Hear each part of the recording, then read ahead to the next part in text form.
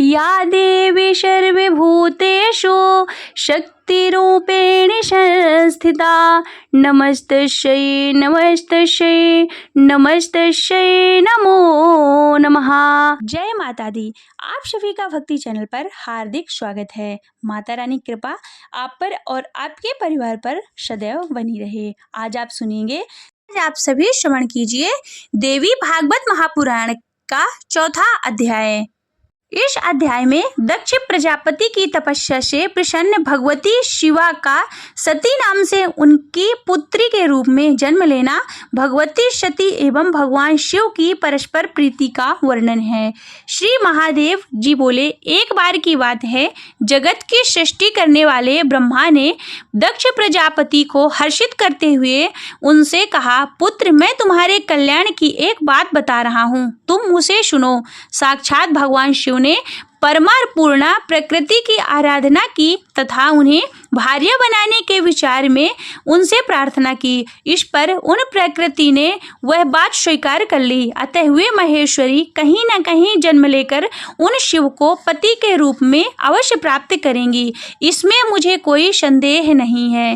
वे प्रकृति जिस प्रकार आपकी पुत्री के रूप में उत्पन्न होकर शंभु की भार्या होंगी, इसके लिए आप अति कठोर तपस्या के द्वारा भक्ति पूर्वक उनकी प्रार्थना कीजिए। वे इस लोक में भाग्य से जिसकी पुत्री के रूप में उत्पन्न होंगी, उसका जीवन सफल हो जाएगा और जिससे उसके पितृगण भी धन्य हो जाएंगे। अतः इस जगत में उत्पन्न महारूपिणी लोक वंद्या उन जगदम्बिका को पुत्री के रूप में प्राप्त कर आप अपना जन्म सार्थक कर लेंगे। दक्ष बोले, पिताजी, मैं आपकी आज्ञा से निश्चित रूप से वैसा ही प्रयत्न करूंगा जिससे वे साक्षात प्रकृति रूपा जगदम्बा मेरी पुत्री के रूप में जन्म लें। श्री महादेव जी बोले, ब्रह्मा जी से ऐसा कहकर दक्ष प्रजापति अति शीघ्रता से क्षीर सागर के तट पर आकर जगदम्बा की आराधना करने लगे। मुनिवर, उन्होंने उपवास इत्यादि तपश्चर्य से भगवती की आराधना करते हुए 3000 दिव्य वर्ष बिताए। इस प्रकार की तपस्या में रत दक्ष के सम्मुख भगवती शिवा प्रकट हुई। उनका विग्रह निखरा हुआ काजल के समान था तथा वे 4 सुंदर भुजाओं वाली, उनके हाथों में खड़ग, कमल तथा अभय मुद्रा धारण की हुई थी। उनकी नेत्र नील कमल के दल की भांति सुशोभित थी। उनके दांत अत्यंत मनोहर थे। वे सुंदर मुंड माला से विभूषित थीं। वे दिशा रूपी वस्त्र धारण किए हुए थीं और उनके बाल खुले हुए थे। वे अनेक विध मणियों से शोभा पा रही थी। सिंह की पीठ पर सवार थीं और मध्याह्न कालीन सैकड़ों सूर्य की प्रभा के समान प्रकाशमान थी। उन्होंने दक्ष से कहा, वत्स, तुम मुझसे क्या याचना कर रहे हो? प्रजापति तुम्हारे भाव से प्रसन्न होकर मैं उसे तुम्हें शीघ्र दूंगी। दक्ष बोले, माता, यदि आप मुझ पर निष्पाप दास पर प्रसन्न हैं तो आप मेरी पुत्री के रूप में मेरे घर जन्म लीजिए।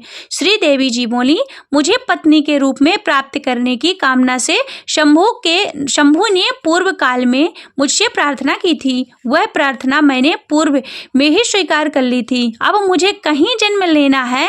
अब मैं आपके घर में जन्म लेकर शंभु की भार्या बनूंगी। मैं साक्षात प्रकृति स्वरूपिणी भगवती पूर्णा आपके इस तपस्या से प्रसन्न हूँ। स्वर्ण तुल्य गौर अंगों से युक्त विग्रह वाली मैं आपकी कन्या होंगी। सुंदर शरीर वाली तथा सौम्य स्वरूप वाली मैं तभी तक आपके यहाँ रहूंगी जब तक आपकी तपस्या का पुण्य क्षय नहीं हो जाता। पुनः तपस्या का पुण्य क्षीण होने पर जब आपके द्वारा मेरा अनादर होगा, तब मैं इसी तरह का विग्रह धारण कर आपकी अपनी माया से स्थावर जंगल मैं संपूर्ण जगत में विमोहित करके अपने धाम चली जाऊंगी। श्री महादेव बोले, मुनि श्रेष्ठ, तीनों लोकों की जननी तथा उत्तम गुणों वाली प्रकृति देवी दक्ष से ऐसा कहकर उसके देखते ही देखते अचानक अंतर्ध्यान हो गई और उसके बाद प्रजापति दक्ष ने भी अपने घर जाकर ब्रह्मा जी से उस वरदान के विषय में बताया जिसे जगद्धात्री भगवती ने प्रसन्न होकर उन्हें दिया था। तत्पश्चात उन आद्य सनातनी पूर्ण प्रकृति ने जन्म लेने के लिए सर्वगुण संपन्न दक्ष पत्नी के घर में प्रवेश किया। तदंतर दक्ष पत्नी प्रसूति ने शुभ दिन में एक कन्या को जन्म दिया। वह कन्या प्रकृति स्वरूपिणी भगवती पूर्णा ही थी। उस कन्या के अंग गौर वर्ण के थे, करोड़ों चंद्रमा के समान उसकी आभा थी। खिले हुए कमल के समान उनके बड़े बड़े नेत्र 8 भुजाओं से सुशोभित थीं और उनका मुख अति सुंदर था। उस समय आकाश से फूलों की वर्षा होने लगी, सैकड़ों दुंदुभियां बज उठी और दिशाएं अत्यंत स्वच्छ हो गईं। तब पुत्री का जन्म सुनकर दक्ष प्रजापति वहां पर आए और कन्या को देखकर अत्यंत प्रसन्न मन वाले उन दक्ष ने बंधु बांधवों के साथ महाउत्सव आयोजन किया तथा 10वें दिन उस कन्या का सती नामकरण किया। वह कन्या वर्षाकालीन मंदाकिनी की भांति प्रतिदिन बढ़ने लगी और शरतकालीन चंद्रोत्तना के समान दिव्य क्रांति से सुशोभित होने लगी। प्रजापति दक्ष एक बार सुंदर मुख वाली उस कन्या को विवाह योग देखकर अपने मन में उसके विवाह के लिए विचार करने लगे। वह कन्या किसे प्रदान करनी चाहिए, अथवा वे स्वयं परा प्रकृति है जो अपने वर हेतु पहले से ही वनवचद है, इसलिए वह बात मेरे पूरी तरह बहुत प्रयत्न करने पर भी किसी प्रकार अन्यथा नहीं हो सकती। जिन शिव के अंश से उत्पन्न रुद्र गण मेरी आज्ञा का अनुगमन करते हैं, उनको बुलाकर वह रूपवती कन्या देने योग्य नहीं है।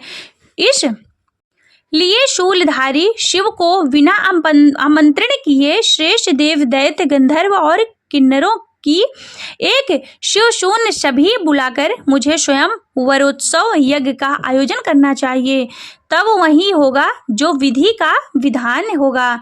तब अपने मन में भली भांति ऐसा निश्चय करके महेश्वी दक्ष प्रजापति ने सभी देवताओं तथा असुरों को बुलाकर बिना शिव के ही सभा का आयोजन कर दिया। सती के उस अद्भुत तथा मनोहर स्वयंवर में देवताओं और दैत्यों तथा मुनिंद्रों की कांति से वह सभा भी अत्यंत सुशोभित हो रही थी। वह सभा सूर्य के सदृश तेजमयी और चंद्रमा के समान कांतिमयी होकर सुशोभित हो रही थी। मुनिवर दिव्य माला और वस्त्र तथा प्रभामय स्वर्ण के मुकुट धारण किए हुए श्रेष्ठ देवगण उस सभा में विराजमान थे। मणियों तथा स्वर्ण सजाए गए उनके रथों, घोड़ों और हाथियों एवं विभिन्न वर्णों के ध्वजों, छत्रों तथा पताकाओं, इन सभी से सुसज्जित वह दक्षपुरी कांति युक्त होकर शोभा पा रही थी।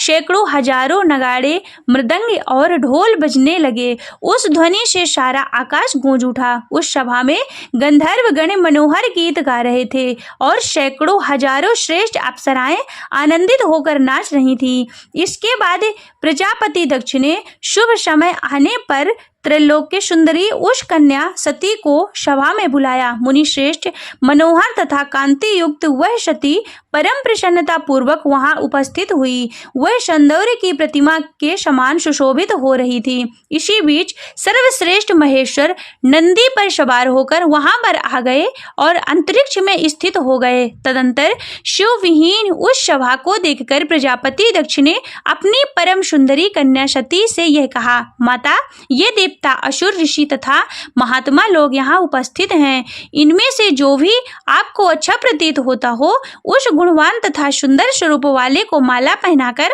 आप उसका वर्ण कर लें। ऐसा कहने पर प्रकृति रूपिणी देवी सती ने शिवाय नमः ऐसा कहकर वह माला भूमि को समर्पित कर दी और वहां पर प्रकट होकर भगवान शिव ने सती के द्वारा अर्पित की गई उस माला को अपने सिर में धारण कर लिया। रत्नों से विभूषित समस्त अंगों वाली करोड़ों चंद्रमाओं के समान प्रभाव वाले दिव्य माला तथा वस्त्र धारण करने वाले दिव्य गंधों से लिप्त शरीर वाले खिले हुए कमल के समान 3 नेत्र वाले दिव्य स्वरूप धारी भगवान सदाशिव सती के द्वारा प्रदत्त उस माला को धारण कर प्रसन्नता पूर्वक सभी देवताओं की ओर देखते हुए उस स्थान से सहसा अंतर ध्यान हो गए। मुनि श्रेष्ठ सती ने महेश्वर को माला अर्पित कर दी थी। उस कारण से दक्ष प्रजापति का उस सती के प्रति आदर भाव कुछ कम हो गया। इसके बाद मारीची आदि अपने मानस पुत्र तथा